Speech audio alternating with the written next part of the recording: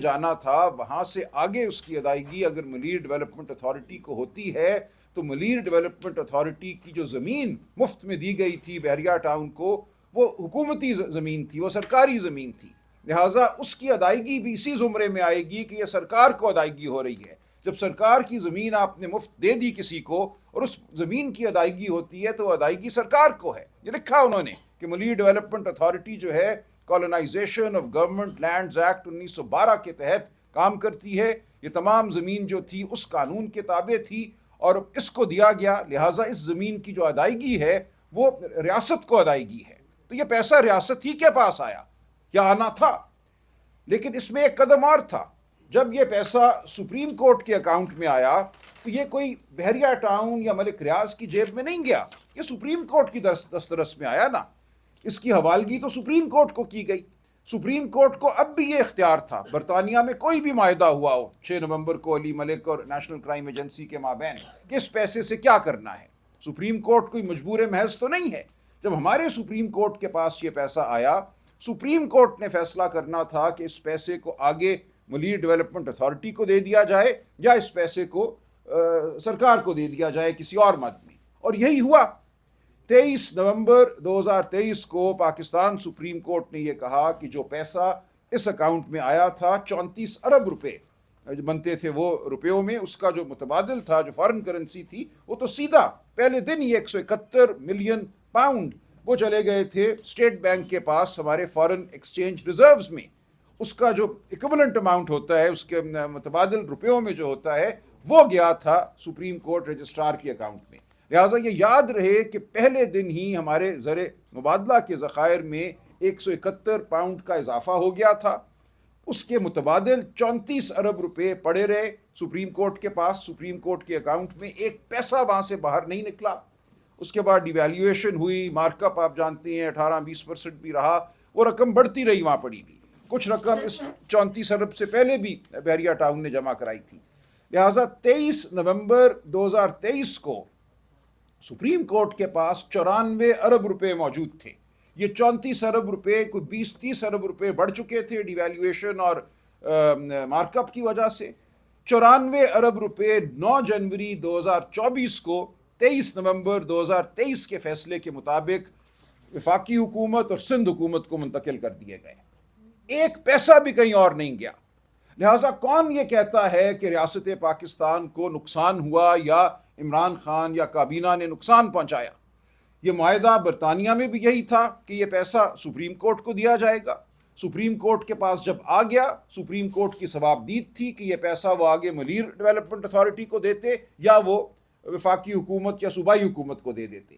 Supreme court نے مناسب سمجھا کہ اس پیسے کو وفاقی حکومت اور صوبائی حکومت میں بانٹ دیا جائے، اور ایسا ہی ہوا۔ تقریباً 50 ارب روپیہ وفاقی حکومت کو دیا گیا اور تقریباً 44 ارب روپے سندھ حکومت کو دے دیے گئے۔ تو اب کون یہ کہتا ہے کہ ریاست پاکستان کو یا ریاست پاکستان کی کسی اکائی کو یا کسی ایجنسی کو ایک پیسے کا بھی نقصان ہوا ہے، یا یہ کہ اس پیسے کو عمران خان نے یا بشرا بی بی نے کسی طریقے سے موڑ دیا، اس نے یہاں جانا تھا اس خزانے میں جانا تھا، اس کو کسی اور اکاؤنٹ میں موڑ دیا؟ بالکل یہ ایک لغو داستان ہے جو جتنے دن آگے بڑھیں گے آپ اس ججمنٹ کو ضرور پڑھیے۔ دونوں جو ہماری پاکستانی ججمنٹس ہیں، سپریم کورٹ کی 23 نومبر 2023 کی اور یہ رانا ناصر جاوید کی ججمنٹ، ان کو غور سے پڑھیے۔ اور آج جو میں نے U K England and Wales High Court کی ججمنٹ اپنے ایکس اکاؤنٹ پہ لگائی ہے، اس کو بھی ڈاؤن لوڈ کر کے آپ پڑھیے، پیرا 45 اور 84، اور آپ دیکھیں گے کہ حقیقت کیا ہے۔ حقیقت کھل کر سامنے آ چکی ہے، تمام جھوٹ جو تھا وہ اب چھٹتا چلا جائے گا، روز چھٹے گا۔ اس کے ساتھ ہی رانا ناصر جاوید صاحب نے یہ لکھ دیا اس کے اندر کہ جو ٹرسٹ بنا تھا، لیکن ٹرسٹ کی زمین مئی 2019 میں خریدی جاتی ہے۔ اس وقت ٹرسٹ چونکہ ابھی قائم نہیں ہوا تھا، ایک قانونی طریقہ ہوتا ہے ہمارے ہاں ٹرسٹ قائم کرنے کا، اس وقت لکھا گیا کہ برائے القادر یونیورسٹی ٹرسٹ یہ زمین منتقل کی جاتی ہے ذوالفقار بخاری صاحب کو۔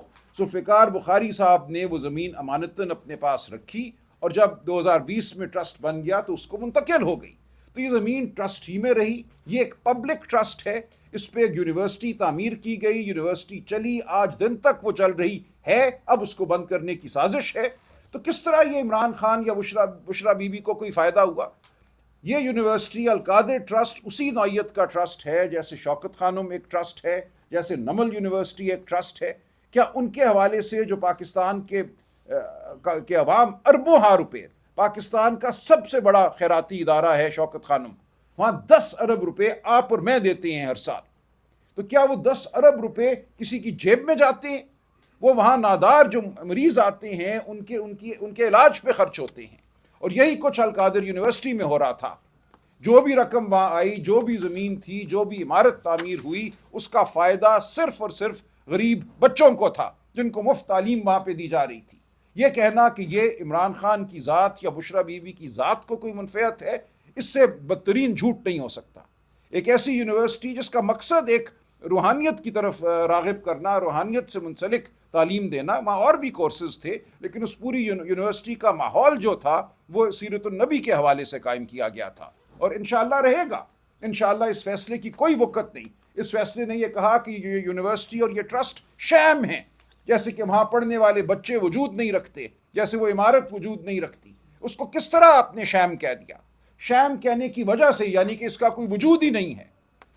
اس کا وجود نہ مان کر یہ کہا گیا کہ یہ تمام رقم جو اس یونیورسٹی میں گئی ہے تصور کیا جائے گا کہ یہ عمران خان اور بشرا بی بی کی جیب میں گئی ہے، اور اس بنیاد پہ بشرا بی بی اور عمران خان صاحب کو سزا دی گئی ہے. یہ ہے یہ بونڈا فیصلہ، جس کے لیے ایسے لوگوں کو کھڑا کیا گیا جن کو نہیں کھڑا ہونا چاہیے تھا، جن کو اپنے وقار کا احساس کرنا چاہیے تھا. کوئی عالم ہے، کوئی اور رتبہ رکھتا ہے معاشرے میں، کم از کم واقعات کو جان تو لیں، پڑھ تو لیں. کسی کے کہنے پر آ کے جھوٹ کی طرفداری کرنا کسی کو زیب نہیں دیتا. تو میں پورے پاکستان کے عوام سے اپیل کرتا ہوں کہ حقیقت کو جانیں، ان فیصلوں کو پڑھنے کی کوشش کریں. جو نہیں پڑھ سکتا وہ سنیں، غور کریں. کسی پہ تو اعتبار آپ کو کرنا ہوگا. حقیقت کھل کر سامنے آ چکی ہے. 1-2 دن میں ہم انشاءاللہ اپیل میں ہوں گے اعلیٰ عدالتوں کے سامنے. جو بھی ہمارا عدالتی نظام ہے 26ویں آئینی ترمیم کے بعد ہمیں سخت تحفظات ہیں. ہم سمجھتے ہیں اس ترمیم کا مقصد ہی یہ تھا کہ عدالتی نظام کو کمزور کیا جائے، من پسند ججوں کو مقرر کیا جائے، اور ایسا ہی ہو رہا ہے. ہر روز جو جج صاحبان مقرر ہو رہے ہیں جوڈیشل کمیشن کے ذریعے، جس میں حکومت کی اب ایک ایسی اکثریت ہے جس کو کوئی اور توڑ نہیں سکتا، وہ وہی جج ہے جو حکومت کے اور اوروں کے منظور نظر ہیں. اس ماحول میں بھی ہم قانونی جنگ لڑتے رہیں گے، ہم سیاسی جنگ بھی لڑیں گے، ہم اخلاق کی بنیاد پہ بھی لڑیں گے، ہم سوچ اور فکر کی بنیاد پہ لڑیں گے. آپ کے سامنے پیش ہوتے رہیں گے، آپ سوال کیجئے، جھوٹ کو اجاگر کیجیے. اگر میری بات میں کوئی سکم ہے، کوئی کمی ہے، کچھ میں چھپا رہا ہوں تو خدا کے لیے مجھے بتائیے. بالکل میرا گریبان تھامیے. میں آپ کے سامنے پوری درد مندی سے اور پورے وثوق سے بیٹھا ہوں کہ میرا ہر لفظ سچ پر مبنی ہے، اور سچ کو اب کوئی نہیں چھپا سکے گا. جو بشرا بی بی کے ساتھ کیا انہوں نے، ان کا اس سارے معاملے سے کچھ لینا دینا ہی نہیں ہے. 2021 میں وہ اس ٹرسٹ کی ٹرسٹی بنتی ہیں. بس اس ایک عمل کی بنیاد پہ یہ کہنا کہ یہ 7 سال جیل کی سزاوار ہے، یہ ایک شرم کا مقام ہے. یہ ایک حملہ ہے، سیاسی حملہ نہیں، یہ ذاتی حملہ ہے. یہ عمران خان کے گھر پر حملہ ہے. ہم سیاست کو کسی اور نہج پہ لے جا رہے ہیں. جہاں سیاست نہیں رہتی، وہاں ہم بالکل ایک ایسی ڈگر پہ چل پڑتے ہیں جہاں پھر ہر ایک کا گریبان ہر ایک کے ہاتھ میں ہوتا ہے.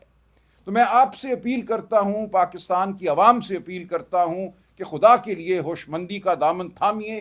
ہم ہر سطح پہ مذاکرات کر رہے ہیں، اور اسی لیے کر رہے ہیں تاکہ اس ملک میں فلاح ہو، تاکہ اس ملک میں امن آئے.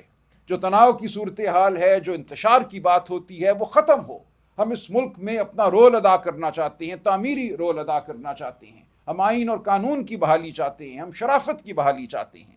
اور یہ جو میں آپ کے سامنے پیش ہوا ہوں، کمل شوذب بی بی بات کریں گی، ہماری ویمنز ونگ کی یہ صدر ہیں. ہمارا مقصد بھی یہ ہے کہ پاکستان کے عوام سے اپیل کریں اور سچ کو آپ کے سامنے لائیں. بہت شکریہ.